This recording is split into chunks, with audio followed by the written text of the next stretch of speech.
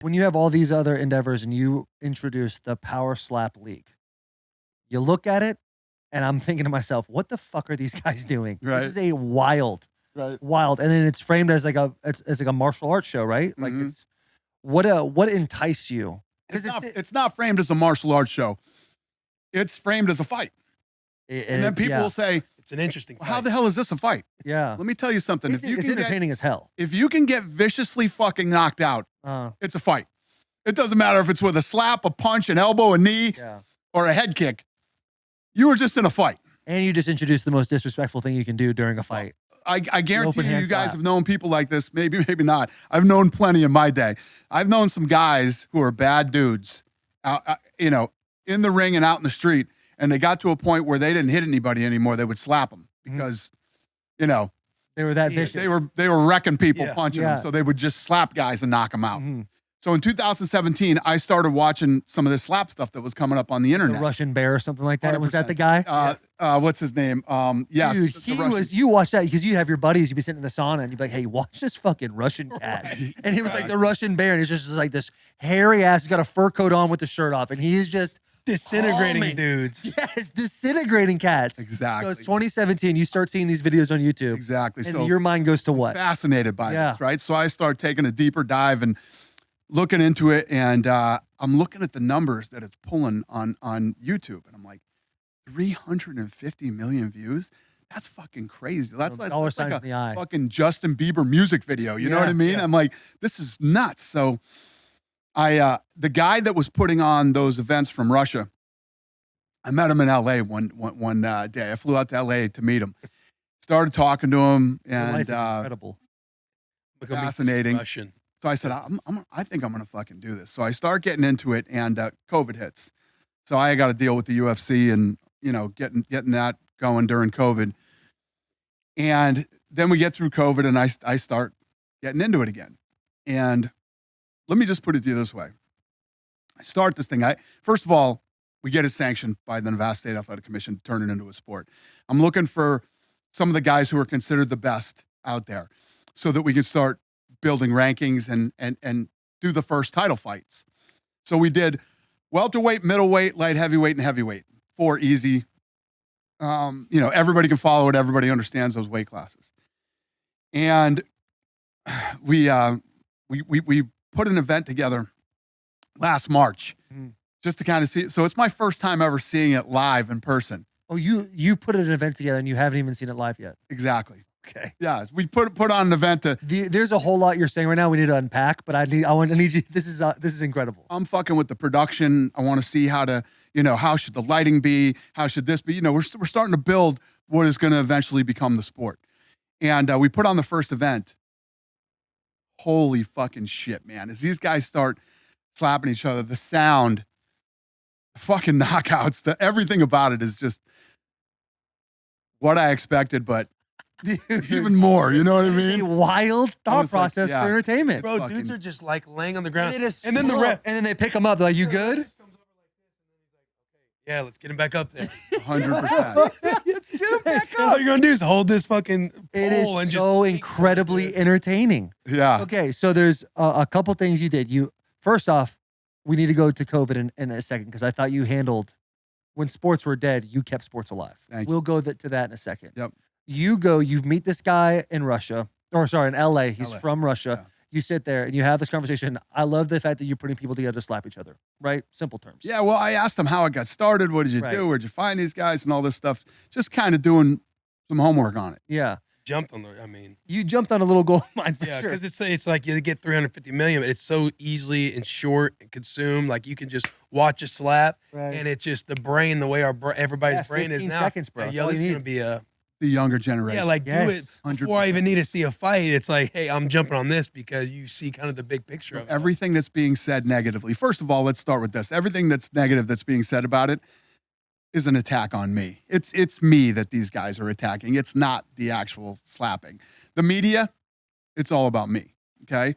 They want to fuck me. That's why they're saying what they're saying about slap. Because this shit was going on. This shit's been on the internet since 17 is when I first saw it. Yeah, but it's also in Russia. There's 350 million views but I'm the only fucking guy that's seen it. You know what I mean? Yeah. And there's no stories written. There's no, oh my God, this is horrible. How's this on social media? Children are watching this. Yeah. Right? This has been going on since fucking, well, I noticed it in 17. It could have been before that for all I know. But now it's a fucking, you know, it's horrible and it's a tragedy and it needs to go away. Yeah. Okay. Get the fuck out of here. So let's start there. Right. So, we go out. Let me tell you this one real quick. So I started a power slap TikTok 2.5 weeks ago. As of 2 days ago, it has, hey, Lene, see how many followers it has now. But it had... There's an M attached to it. 1.7 million followers. It was 1.8? Never mind, it's 1.8. Yesterday it was 1.7. 2 days ago it was 1.7. Tomorrow it's going to be over 2 million. So when we first opened it, it was growing 10,000 followers an hour. Yeah. Then it went to 100,000 every 2 days. Now we're at 100,000 every 2 days. It grows, okay? Dude. 688 million views in 2.5 weeks.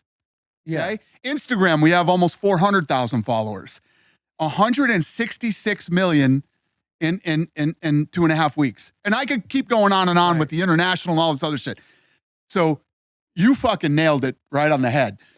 The younger generation, it's fast, it's easy to consume. It's like, holy shit, you know, and they're eating it. And you can watch the same slap multiple times because you're like, you want to see the slap, you want to see the guy on the ground. Look at this referee, they're helping him back up. Oh my God, facial reactions, people. Yes, it is. Yeah, because you're not just gonna watch one slap one time. That's a 5 slapper. It's like eating a chip from a bag. Yeah, you're not gonna have one. You're gonna have 4 or 5 little boys right there. So even more fascinating. So you look at this thing. And you look at it on a, you know, and all the media is like, oh, this thing's a flop. It's fucking this, that. They have fucking no idea what they're talking about, number one. I laugh when I read their stories. And here's the truth. If the media says something's bad and it's good and it should go away, you got a fucking home run. You know it's going to be successful. Right. Because these guys know jack shit about anything, right? And then you look at the television, right? Linear television is dying on the vine, right? TBS has been awesome with us. It's been great for us. So we're the only thing coming out of AEW wrestling. AEW wrestling pulls a great number, and everything they tried just dumps right off into the abyss. They tried Family Guy, American Dad, Bob's Burgers, Young Sheldon, all these different shows that haven't worked. We go in there, and, you know, much older demo and everything else, we held 50% of AEW's audience. No shit. And every Wednesday night, we're number 2 on all of cable with men behind the NBA. The fucking thing is 3 weeks old. 3 weeks old, 21 days. So you're even thinking how nobody's exactly. So even on, bro, you thinking? What did you say? He's sitting there in 2017, like no one's doing this. How'd nobody make a move on this? Yeah, it's phenomenal. So wait till you see what I do in the next 5 weeks with Power Slap and where this goes. So after the first season here that we've done, the other thing that's really good for us that, you know, when you do a reality show like the one that we have, we know every episode gets better. And I haven't seen episode 7 yet, but Craig Pelagian, my partner, the producer, he does tons of television. He says episode 7 is the best TV show he's seen in 2 years. Really? Yeah. So, you know, we know what we have in the can already, so it's good to know that. But watch what happens with this thing over the next 5 weeks. Yeah. So you're across the pond. You're this guy from Russia. You bring it to Nevada. You get it all bundled up where you're allowed to sell it, allowed to do it in the state of Nevada. Then the next thing you say is we go and find talent. What are you talking? You going like the back areas and like in the backyards like this? And be like, hey, you guys slap? How much do you weigh? All right, lightweight. You all right, heavyweight. It's almost like how are you finding these cats? Let me tell you how good you guys are. You guys are so fucking good. It's almost like the show is like scripted. This is fucking crazy. Oh, we have earpieces. You don't see. So my next thing I was going to say to you is we go into this thing. We start looking for the talent. So we find the guys that, you know, like I said, I didn't just start this. This has been around since 16, 17 or earlier for all I know. Yeah. But I started to notice it in 17. And so there's guys out there. So we go out and there's this guy who had a league out in the Midwest and, you know, had a good grip. We hired him. He came in as a consultant and he walked us through who some of the best guys, you know, in the country are. So we put it together.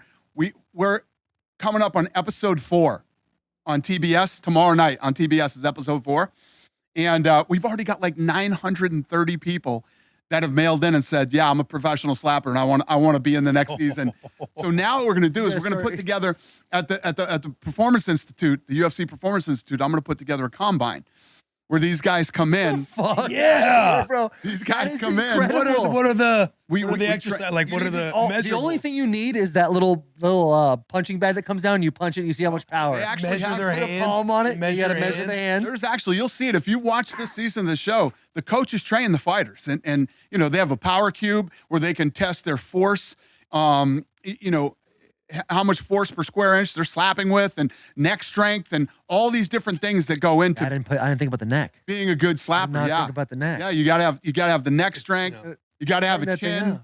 Yeah. And you got to win the fucking coin toss. The coin toss determines whether you go first or second. You gotta win the You're talking about overtime football with that. Like whoever gets that wins, Exactly. dude. So what's the combine like? What does the combine help you do other than like put guys in the system? Like does it ever go to a little team format? Yeah, the other thing that we're going to have is we're going to bring in these guys that are going to be coaches.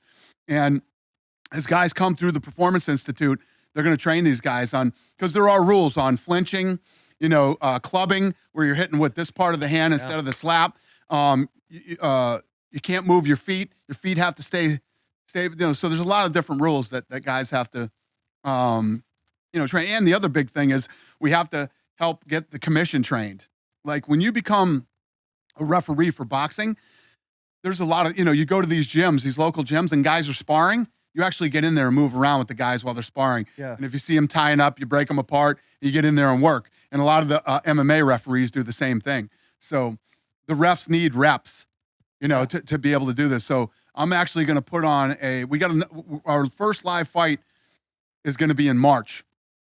I'm actually going to do a fight the Wednesday before the fight. I'm going to do another fight to get the refs some reps and get them working. But yeah, you're about to have like a world ranking system with all these people who want to do this. Like, could be the most massive. That's what's going to happen. The barrier to entry is like low. Like, do you have a big hand? Do you have a chin? Do you feel like you're tough? Like, well, the other great. You feel like you're tough. I mean, think about that. Hey, feet square. You can't flinch. Hold on to that pole. I can do it. Pray to God you just don't get win the coin toss. Pray to God it's tails when you call tails. Yeah. Well, you know what's going to happen. What's going to happen is the same thing that happened with MMA. Is once there's fucking real money involved in this, you know, and let me address that too. There were, you know, my buddies in the media saying, "Oh my God, these guys are only getting paid fucking this." And we invested fucking $10 million, me and the Fertitta brothers, into this thing to fucking launch this thing. We invested $10 million of our own money to do this thing, much like, you know, the UFC when we started the UFC. This is a startup like any other fucking startup business. Right. And these guys that are in this first season are the pioneers, much like the guys who played baseball in the early days in the NFL and the UFC, you know? So once we get this thing where there's going to be real money involved, you'll be surprised who you see. I bet you start seeing NFL players like the guys that want to box and get into, you know, when you talk about didn't make the cut or something. Talk about guys who can fucking have the power and the velocity to slap and the neck strength and the chins. You think of a lot of NFL players that could be a part of this. You're probably going to end up getting celebrities who want to be a part of this, and who knows? But just celebrities that want to slap the shit out of each other. 100%. Like they're pissed off, we'll settle it. Well, in the beginning, we'll probably get like the Danny Bonaducci's and shit like that. But you know, these guys don't even know who the fuck Danny Bonaducci I said that twice, but I had no idea what you're talking about. I was like, yeah, for sure. What's the next question I got to ask here? That's hilarious, dude. I just, you know how fucking old I am now that these guys don't know who Danny Bonaducci is. Who's Danny Bonaducci? He was a celebrity back in the day when you know who he is? My dad would be so pissed off. Yeah, so he was on a show in the 80s. Go ahead and get me, boys. The Partridge Family.